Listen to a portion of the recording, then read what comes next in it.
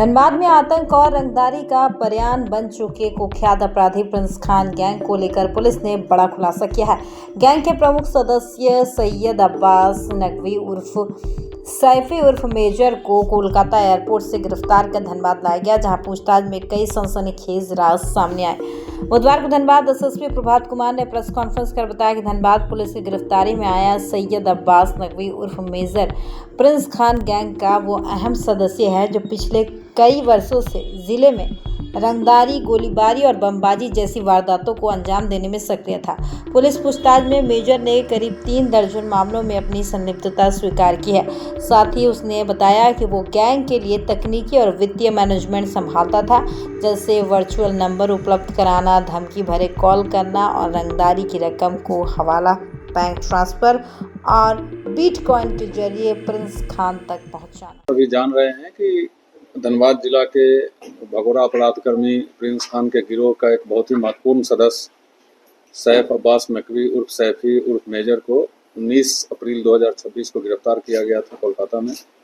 उसके बाद कानूनी प्रक्रिया करते हुए धनबाद पुलिस 2 बार में कुल 6 दिनों की पुलिस रिमांड पे उसको लाई थी और पुलिस रिमांड के दौरान एक विशेष टीम उससे लगातार गहन पूछताछ कर रही थी। पूछताछ खत्म होने के बाद और पुलिस रिमांड की अवधि समाप्त होने के बाद कल उसको माननीय न्यायालय के आदेशानुसार जेल में जमा करा दिया गया था। क्योंकि पुलिस रिमांड के दौरान हुए पूछताछ में बहुत ही महत्वपूर्ण बातें उसने बताई है गिरोह के बारे में, गिरोह के संचालन के बारे में, गिरोह के सपोर्टर्स के बारे में एंड 2018 से लेकर के 2026 तक की जो भी घटनाएं हुई है उस घटना में उस गिरोह का क्या रोल था, कौन कौन से लोग शामिल थे, किस किस रूप में शामिल थे, बहुत ही विस्तृत रूप से उसने बताया है।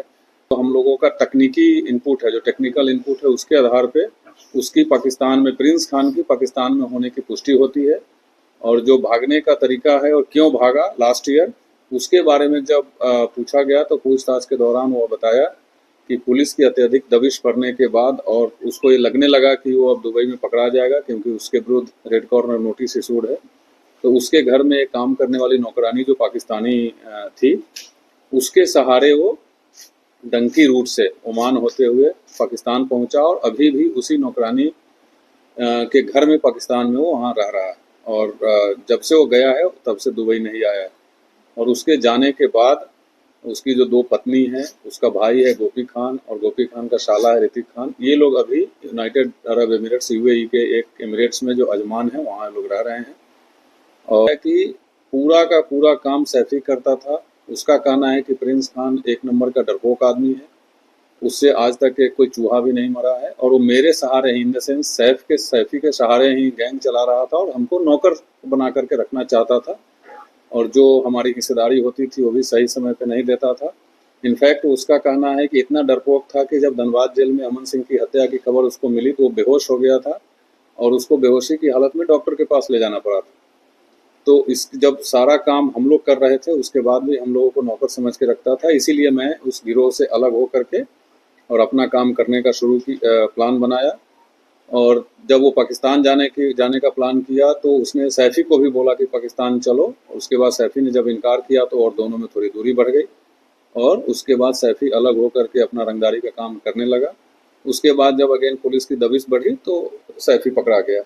ये उसका खुलासा है। जो कुछ महत्वपूर्ण कांड है उसके बारे में जब पूछा गया तो 2021 में, 22 में, 23 में, 24 में जो भी कांड हुए हैं उसमें जितने भी घटनाएं घटित हुई गिरोह के द्वारा उसके बारे में भी डिटेल बताया गया। तो कांड बार जो गिरोह के लोग भी जिक्र करते हैं उपेंद्र सिंह हत्याकांड, उसके बारे में एक बहुत ही महत्वपूर्ण खुलासा किया गया कि उसका उपेंद्र सिंह का हत्या उसकी पत्नी के द्वारा रचे गए षड्यंत्र के कारण ही हुई थी। वो कुछ अवैध संबंध का इशू था तो उसकी पत्नी ही षड्यंत्र करके और इन लोगों के माध्यम से उस घटना को अंजाम दिलाया गया है।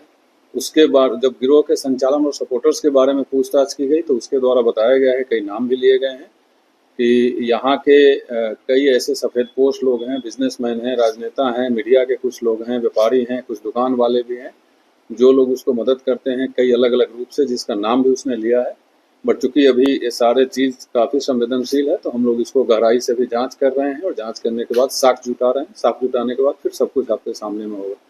तो उसने बताया कि जो पैसा कलेक्शन होता है, वो पैसा कलेक्शन का इन्वेस्टमेंट का कई तरीका है। कुछ वो अपने खर्चे के लिए दुबई मंगवाता है, जो कभी हवाला के थ्रू से, कभी बिटकॉइन के माध्यम से, और कभी direct account to account transfer भी करवाया जाता है। बाकी के जो बचे हुए पैसे हैं, धनबाद के ही कुछ बिजनेसमैन हैं जो उसके अपने व्यवसाय में उसका पैसा लगाते हैं, ज़मीन में पैसा लगाते हैं। बहुत सारे ज़मीन का कागज़ का डिटेल्स भी हम लोगों को मिला है, जो यहाँ किसी अन्य के नाम पे ज़मीन खरीद के रखा गया है। जो शुरुआत इस गैंग की हुई थी वो ज़मीन की खरीद बिक्री से ही हुई थी, झगड़ा भी उसी से हुआ था। आपस में जब झगड़ा हुआ तो वो भी जो 2-3 मर्डर थे उसके कारण हुआ था। तो आज के डेट में कई ऐसे प्लॉट्स हैं जिसमें प्रिंस खान के द्वारा उगाए गए पैसों को लगाया गया है। कई ऐसे ज़मीन के कारोबारी हैं, इनफैक्ट 1-2 बिल्डर का भी नाम आया है। बट तमाम चीज़ों पे बिफोर रिवीलिंग द नेम्स हम लोगों को साक्ष्य जुटाना आवश्यक है, इसलिए उस पर और गहराई से काम चल रहा है। और अभी तो हम लोग रिमांड में पूछताछ में जो स्पेशल टीम हो व्यस्त थी।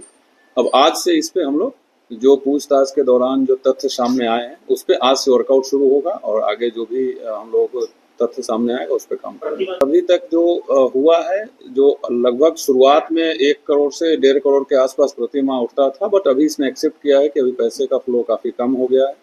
लेकिन अभी भी पांडरपाला, वासेपुर के कई लोग हैं, धनबाद के कई बिजनेसमैन हैं जो इफ़ नॉट एवरी मंथ लेकिन कभी कभी इसको पैसा पहुंचाते रहते हैं। इनफैक्ट दिसंबर माह में ही एक बिजनेसमैन के द्वारा 20 लाख रुपए देने की बात आई है। इन सारी तथ्यों पर, इन सारी जानकारियों पर हम लोग और साक्ष्य इकट्ठा कर रहे हैं। मैं किसी पर आरोप नहीं लगा रहा हूँ। मैं जो आपको जानकारी दे रहा हूँ वो एक अपराध कर्मी के द्वारा दिए गए बयान के आधार पर आपको बता रहा हूँ। मैं किसी पे आरोप नहीं लगा रहा हूँ, नंबर 1। नंबर 2, एक यस जरूर किसी पत्रकारों का नाम लिया गया है, बट पुलिस का भी कुछ काम होता है, किसी के सिर्फ कह देने से कुछ नहीं होगा। उसने नाम भी लिया है, बट बिफोर रिवीलिंग नेम्स ये जरूरी है कि उसके द्वारा बताए गए चीज़ों के बारे में साक्ष्य जुटाया जाए।